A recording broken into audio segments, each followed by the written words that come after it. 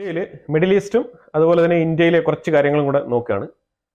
അപ്പോൾ ഇപ്പം കാണുന്ന ഒരു ഇമേജ്, ഈ ഇമേജ് ഒരു ഷിപ്പ് വെള്ളത്തിന്റെ അടിയിൽ ഇങ്ങനെ മുങ്ങി കിടക്കുന്ന ഒരു അവസ്ഥയാണ് നിങ്ങൾ കാണുന്നത്. ഇത് വേറെ ഒന്നുമല്ല, ഇത് ഇസ്രയേൽ സിറിയയുടെ നേവൽ ഷിപ്പ് അടിച്ച് വെള്ളത്തിൽ താഴ്ത്തിയിട്ടിരിക്കുകയാണ്. ഇസ്രയേൽ നടത്തിയ അറ്റാക്ക് എന്ന് പറഞ്ഞാൽ ഏതാണ്ട് ഇന്നലെയോട് കൂടി ചേർത്ത് 320 സ്പോട്ടുകളാണ് അറ്റാക്ക് ചെയ്തിരിക്കുന്നത്. അതായത് മിലിറ്ററി സ്പോട്ടുകൾ മാത്രമല്ല, വെപ്പൺ സ്റ്റോറുകളും അതേപോലെ ഇതേപോലത്തെ നേവൽ ഷിപ്പ് ഏരിയാസ്. ഞാൻ അതിന്റെ ഇമേജുകളൊക്കെ ഞാനിവിടെ ആഡ് ചെയ്യുന്നുണ്ട്, നിങ്ങൾ കണ്ടാൽ മതി, അപ്പോൾ നിങ്ങൾക്ക് കറക്റ്റായിട്ട് മനസ്സിലാക്കാൻ പറ്റും. അതുപോലെ തന്നെ എയർക്രാഫ്റ്റുകൾ, ഫൈറ്റർ ജെറ്റുകൾ ഉൾപ്പെടെയുള്ള എയർക്രാഫ്റ്റുകൾ മൊത്തത്തിൽ അടിച്ച് തകർത്തിട്ടിരിക്കുന്ന ഒരു അവസ്ഥയാണ്. അത് സ്റ്റോറേജ് ചെയ്ത് വെച്ചിരിക്കുന്ന സ്ഥലങ്ങൾ അതേപോലെ എല്ലാം ടാർഗറ്റ് ചെയ്ത് കൃത്യമായിട്ട് അറ്റാക്ക് ചെയ്ത് വെച്ചിരിക്കുകയാണ്. അതായത് ഇസ്രയേൽ കൃത്യമായിട്ട് സിറിയയുടെ A to Z മാപ്പിംഗ് കൃത്യമായി ഇന്റലിജൻസ് പ്രകാരം കൃത്യമായി ലോഡ് ചെയ്ത് വെച്ചിട്ടാണ് പോയിരിക്കുന്നത്. അപ്പൊ അത് കൃത്യമായ സ്ഥലങ്ങൾ ഓരോന്നും കണ്ടെത്തി തന്നെയാണ് അറ്റാക്ക് ചെയ്തിരിക്കുന്നത്. ഇനി ശരിക്കും പറഞ്ഞാൽ അവിടെ ഇരുന്ന ഈ ഒരു വിമതർക്ക് അവിടെ നിന്ന് എടുത്തോണ്ട് വന്ന് ഇസ്രയേൽ അടിക്കാനൊന്നുമില്ല. ഈ വിമതർ ഇന്ന് വലിയ കാര്യത്തിൽ, അതായത് ഈ സിറിയയുടെ സർക്കാരല്ല, സിറിയയുടെ ആ ഒരു താൽക്കാലികമായിട്ട് വെച്ചിരിക്കുന്ന പ്രൈം മിനിസ്റ്ററോ അല്ലെങ്കിൽ ഇത് ലീഡ് ചെയ്ത് നയിച്ച ഗോലാനി ഉൾപ്പെടെയുള്ള ആൾക്കാരോ ഒന്നും അല്ല. അത് കൂടാതെ ചെറിയൊരു വിഭാഗത്തിലുള്ള ആൾക്കാർ ഞങ്ങൾ ജെറുസലേമിലേക്ക് ഞങ്ങൾ നടന്ന് മുന്നോട്ട് വരുന്നു, അപ്പൊ ഗാസയിലുള്ള ജനങ്ങൾ നിങ്ങൾ പേടിക്കണ്ട, ഹമാസിന് ശക്തമായ പിന്തുണ, ഇതൊക്കെ പറഞ്ഞ് അവിടെ നിന്ന് വിളിച്ചു പോകുന്ന നല്ല രീതിയിൽ പ്രസംഗിക്കുന്ന ഒരു അവസ്ഥ, അതായത് നിന്ന് കരയുന്ന അവസ്ഥയാണ് കാണാൻ കഴിയുന്നത്.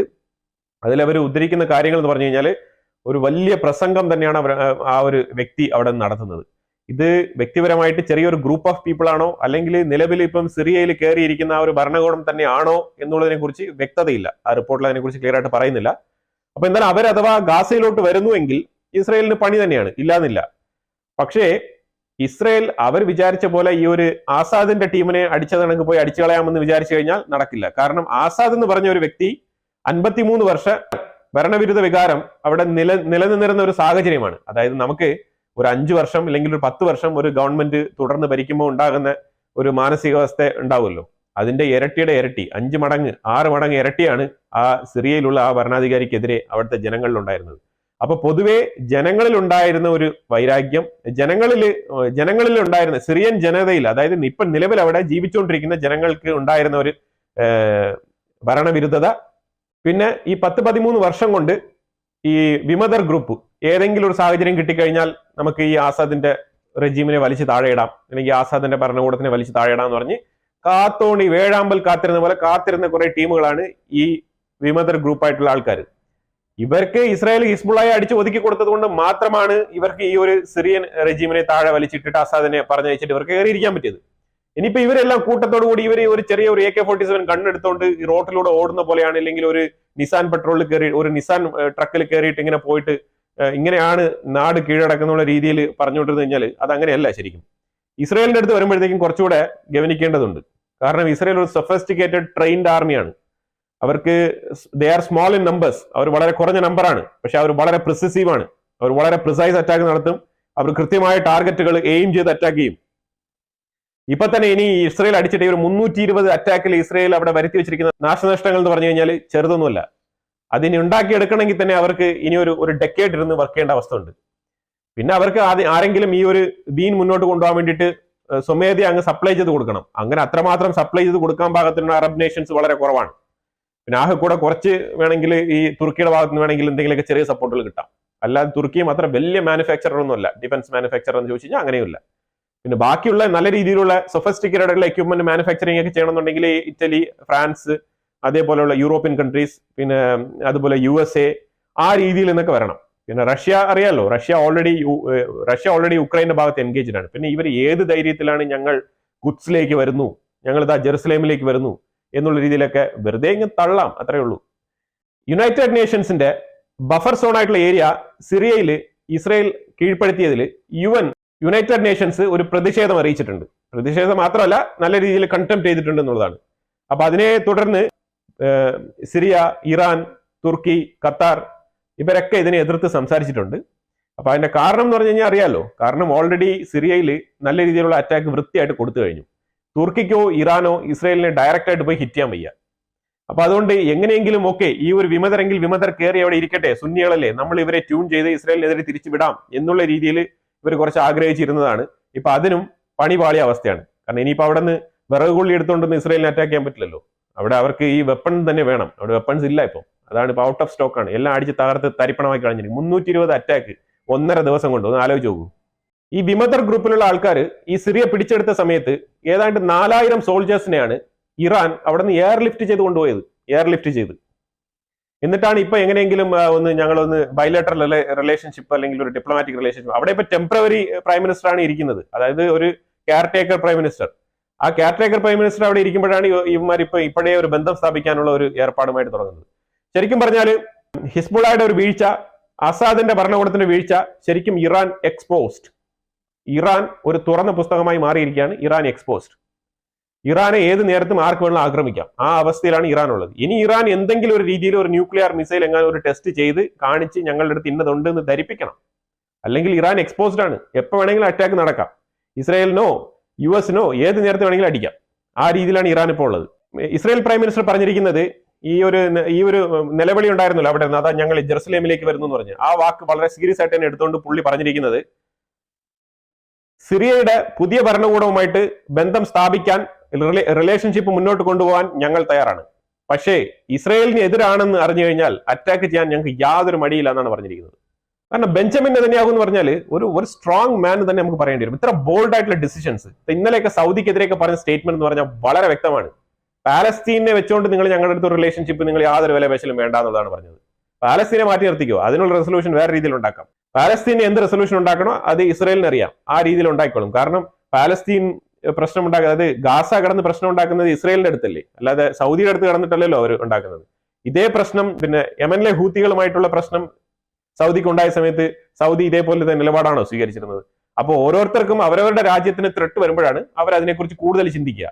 അപ്പൊ അതുകൊണ്ട് ഗാസ, പാലസ്തീൻ, ഈ വക പിന്നെ 2 സ്റ്റേറ്റ് തിയറി, പാലസ്തീൻ എന്ന് പറഞ്ഞുള്ള സ്റ്റേറ്റ് എസ്റ്റാബ്ലിഷ് ചെയ്യുക, ഇതും Abraham Accord, Israel Saudi normalisation, ഈ വക കാര്യങ്ങളൊക്കെ കൂട്ടിക്കുഴച്ച് ഒരു അവിയൽ പരുവത്തിൽ കൊണ്ടുവരേണ്ട. ഓരോന്നും വ്യക്തമായി സെപ്പറേറ്റ് ആണ് ഡീൽ ചെയ്യേണ്ടതെന്നാണ് വളരെ വ്യക്തമായി പറഞ്ഞിരിക്കുന്നത്.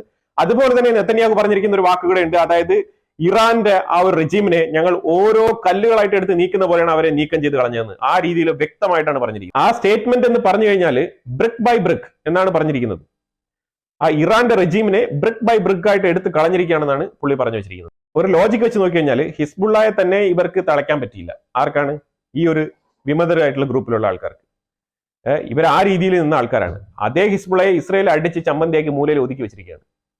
ആ ഹിസ്ബുള്ളയെ ഇസ്രായേൽ അറ്റാക്ക് ചെയ്ത് ഒതുക്കി കൊടുത്തത് കൊണ്ട് മാത്രമാണ് ഈ വിമത ഗ്രൂപ്പിന് സിറിയയിൽ ഈ ഒരു ഭരണം പിടിക്കാൻ പറ്റിയത്. ഈ ഭരണം, അതായത് ആസാദിനെ ഭരണത്തിൽ നിന്ന് ഇറക്കണം എന്നുള്ളത് വിമത ഗ്രൂപ്പിനെക്കാളും ഏറ്റവും കൂടുതൽ അതിൽ ശാഠ്യം പിടിച്ചു നിന്നത് ഇസ്രായേലാണ്. ഇസ്രായേലിന്റെ ഒറ്റ ദീർഘവീക്ഷണം കൊണ്ട് മാത്രമാണ് ആസാദിന്റെ ഭരണം പൊളിഞ്ഞ് താഴെ വീണത്. അല്ലാതെ ഇതേതോ വിമതർ പോയി പിടിച്ചു കൈയടക്കി എന്നുള്ള അവകാശം പറയാനൊന്നുമില്ല. ആ ഫുൾ ക്രെഡിറ്റ് പോകുന്നത് നെതന്യാഹുവിന് തന്നെയാണ്. കാരണം അത്ര ക്രൂഷ്യൽ ആയിട്ടുള്ള അറ്റാക്കുകൾ പോയിന്റ് ബൈ പോയിന്റ് 5 സ്ഥലങ്ങൾ കൃത്യമായിട്ട് അടിച്ചു കൊടുത്തു.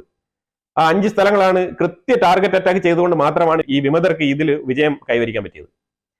പിന്നെ സ്വാഭാവികമായിട്ടും നെതന്യാഹു സിറിയ ഭരിക്കാൻ വേണ്ടി പോയ ആളല്ലല്ലോ. സിറിയ ലീഡ് ചെയ്യേണ്ടത് അവിടുത്തെ ആൾക്കാർ തന്നെയാണ്. അതുകൊണ്ട് തന്നെയാണ് ആ ഗ്രൂപ്പ് ആണെങ്കിൽ ആ ഗ്രൂപ്പ് കയറിയിരിക്കട്ടെ എന്ന് വിചാരിച്ചു. ഇതിൽ ഏത് ഗ്രൂപ്പ് ഭരിച്ചാലും നെതന്യാഹുവിന് യാതൊരു പ്രശ്നമില്ല എന്നുള്ളതാണ്. അപ്പൊ ഈ ഒരു കാര്യം അവിടെ വ്യക്തമാക്കേണ്ടതുണ്ട്. അടുത്ത് നമ്മൾ ബംഗ്ലാദേശിലേക്ക് വരികയാണ്. ബംഗ്ലാദേശ് ഇന്ത്യ എടുത്ത് ബാൻഡ് വിത്ത് കുറയ്ക്കുന്ന രീതിയിലുള്ള എഗ്രിമെന്റുകളൊക്കെ ക്യാൻസൽ ചെയ്ത് ഭയങ്കര വീരവാദമൊക്കെ മുഴക്കി ഇന്നലെ ഒരു രീതിയിൽ നമുക്ക് ഏതോ ബാക്ക് ഫയർ തരുന്ന കണക്കുള്ള ഡിസിഷൻസ് ഒക്കെയാണ് എടുത്തത്. ഏതോ വലിയ രാജ്യങ്ങൾ എടുക്കുന്ന തീരുമാനം പോലെയാണ് എടുത്തത്. ഇന്ന് അവസ്ഥ എന്ന് പറഞ്ഞാൽ ബാങ്ക്രപ്സി. ബംഗ്ലാദേശ് ബാങ്ക്രപ്സിയാണ്.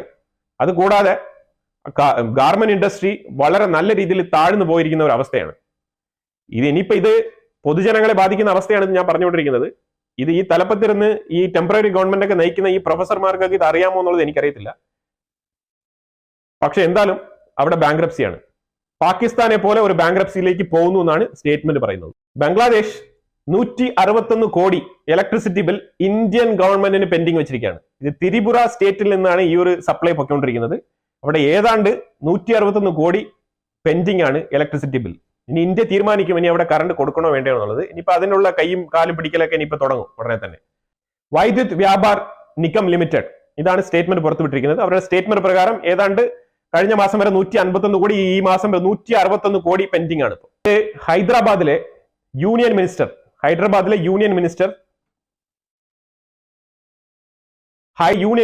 ഗിരിരാജ് സിംഗ് പുള്ളി പറഞ്ഞ ഒരു സ്റ്റേറ്റ്മെന്റ് ആണ്. അവിടെ ഈ ഒവൈസി ഇല്ലേ, നമ്മുടെ അസൗദ്ദീൻ ഒവൈസിക്ക് ഭയങ്കര പിന്നെ ദീനും ഭയങ്കരമായിട്ടുള്ള വിശ്വാസങ്ങളും കാര്യങ്ങളൊക്കെയാണ്. ഞാൻ ഇല്ലാന്ന് പറയുന്നില്ല, അതൊക്കെ എല്ലാത്തിനും നല്ലത് തന്നെ. പക്ഷെ മൈനോറിറ്റിയുമായിട്ട് ബന്ധപ്പെട്ട് ഭയങ്കരമായിട്ടുള്ള അവകാശവാദങ്ങൾ ഉന്നയിക്കുകയും ഇന്ത്യയിലെ മൈനോറിറ്റീസ് എല്ലാം ഭയങ്കരമായിട്ട് സഫർ ചെയ്യുന്ന രീതിയിലുള്ള ഒരു പിക്ചർ കൊടുക്കാൻ എപ്പോഴും ശ്രമിക്കുന്ന ഒരു വ്യക്തിയാണ് ഈ ഒവൈസി എന്ന് പറയുന്നത്. ഈ മൈനോറിറ്റി നോക്കുമ്പോഴത്തേക്കും നമ്മൾ ഓരോ ഇന്ത്യയെ സംബന്ധിച്ചിടത്തോളം മൈനോറിറ്റി നോക്കുമ്പോഴത്തേക്കും സ്പെസിഫിക് ആയിട്ടുള്ള സ്റ്റേറ്റുകളും എടുത്ത് നോക്കണം. സ്പെസിഫിക് ആയിട്ടുള്ള സ്റ്റേറ്റുകൾ എടുത്ത് നോക്കിയാൽ നമുക്ക് മനസ്സിലാവും. കശ്മീരിൽ പോയി കഴിഞ്ഞാൽ കശ്മീർ വാലിയിൽ ആരാണ് മൈനോറിറ്റി? കശ്മീർ വാലിയിൽ ശരിക്കും പറഞ്ഞാൽ ഹിന്ദുസ് ആണ് മൈനോറിറ്റി. അതേപോലെ ഓരോ സ്റ്റേറ്റുകൾ തിരിച്ച് നോക്കിക്കഴിഞ്ഞാൽ നമുക്ക് കൃത്യമായിട്ടുള്ള മൈനോറിറ്റി അവിടെ നമുക്ക് കണ്ടെത്താൻ കഴിയുന്നതാണ്. ഇതിനുള്ളിൽ തന്നെ ഒരുപാട് അതായത് ഈ ഹിന്ദുക്കൾക്ക് ആനുകൂല്യം കിട്ടുന്ന പേരിൽ പിന്നെ ക്രിസ്ത്യനായിട്ട് ഇരുന്നുകൊണ്ട് ഹിന്ദു ആയിട്ട് സർട്ടിഫിക്കേഷൻ വെച്ചിരിക്കുന്ന ഒരുപാട് ആൾക്കാരുണ്ട്. അപ്പൊ അതുപോലെ ഈ മൈനോറിറ്റി എന്ന് പറഞ്ഞു കഴിഞ്ഞാൽ ഒവൈസിയുടെ സ്റ്റേറ്റ്മെന്റിനെ ഗണ്ണിക്കുന്ന രീതിയിലാണ് ഈ ഒരു ഗിരിരാജ് സിംഗ്, ഈ യൂണിയൻ മിനിസ്റ്റർ ആയിട്ടുള്ള ഗിരിരാജ് സിംഗ് ഒവൈസിയെ ഗണ്ണിച്ചുകൊണ്ട് സംസാരിച്ചത്. അതായത് റോഹിംഗ്യ മുസ്ലിംസ് ഇന്ത്യ ഒട്ടാകെ ഈ ബംഗ്ലാദേശികൾ എന്ന് അറിയപ്പെടുന്ന രീതിയിൽ വന്ന് മൊത്തത്തിൽ ഇവിടെ പരന്നിരിക്കുന്ന ആൾക്കാർ എന്ന് വെച്ചാൽ റോഹിംഗ്യ മുസ്ലിംസ് ആണ്. ഈ റോഹിംഗ്യ മുസ്ലിംസ് ആണ് ഏറ്റവും കൂടുതൽ സ്വിഗ്ഗി, സൊമാറ്റോ, ഫ്ലിപ്കാർട്ട് ഇതേപോലത്തെ ഡെലിവറി കമ്പനികളിൽ മൊത്തം ഈ റോഹിംഗ്യ മുസ്ലിംസ് ആണെന്നാണ് പുള്ളി ഒഫീഷ്യലി ഒരു സ്റ്റേറ്റ്മെന്റ് പറഞ്ഞു വെച്ചിരിക്കുന്നത്. വെറുതെ എങ്ങും പറയുന്നതല്ല കേട്ടോ, യൂണിയൻ മിനിസ്റ്ററാണ് ഈ സ്റ്റേറ്റ്മെന്റ് പറയുന്നത്. ഇവരെ ഐഡന്റിഫൈ ചെയ്യണം, കണ്ടെത്തണം, ഇവരെ തിരിച്ച് അവരുടെ നാട്ടിലേക്ക് അയക്കണം എന്നുള്ള സ്റ്റേറ്റ്മെന്റ് ആണ് പുള്ളി പറഞ്ഞിരിക്കുന്നത്. ഇത് എന്തുമാത്രം ഭീഷണി ഉയർത്തുന്നു പറഞ്ഞു കഴിഞ്ഞാൽ ബംഗ്ലാദേശിൽ നമ്മൾ എന്തെങ്കിലും ഒരു അറ്റാക്ക് ചെയ്യാൻ മുതിർന്നു കഴിഞ്ഞാൽ ഇവിടെ പൊട്ടും, ഇന്ത്യക്കുള്ളിൽ പല സ്ഥലങ്ങളിൽ പൊട്ടും. ഇത് ചെയ്യാതെ ഇവന്മാരെ ഐഡന്റിഫിക്കേഷൻ ചെയ്ത് പിടിച്ച് പുറത്താക്കാതെ ഇന്ത്യ ഒരു തരത്തിലും ബംഗ്ലാദേശിനെ കൺട്രോൾ ചെയ്യാൻ പറ്റത്തില്ല. ഇവന്മാരൊരു അതായത് ഈ ഒരു കൂട്ടം, അതായത് ഈ ഇല്ലീഗൽ മൈഗ്രന്റ് ആയിട്ട് വന്ന് ഇന്ത്യക്കുള്ളിൽ കിടക്കുന്ന ഈ ബംഗാളികളെയൊക്കെ പിടിച്ച് ഐഡന്റിഫിക്കേഷൻ നടത്തി ചോദ്യം ചെയ്ത് ഇവരൊക്കെ പിടിച്ച് കൂട്ടമായിട്ട് ലോറികളിൽ കയറ്റി അങ്ങ് വിട്ടു കഴിഞ്ഞാൽ ബംഗ്ലാദേശ് അടങ്ങി ഒതുങ്ങിയ മൂലയിൽ ഇരിക്കുന്നതാണ്. ഈ ഒറ്റ പരിപാടി മാത്രം ചെയ്താൽ മതി.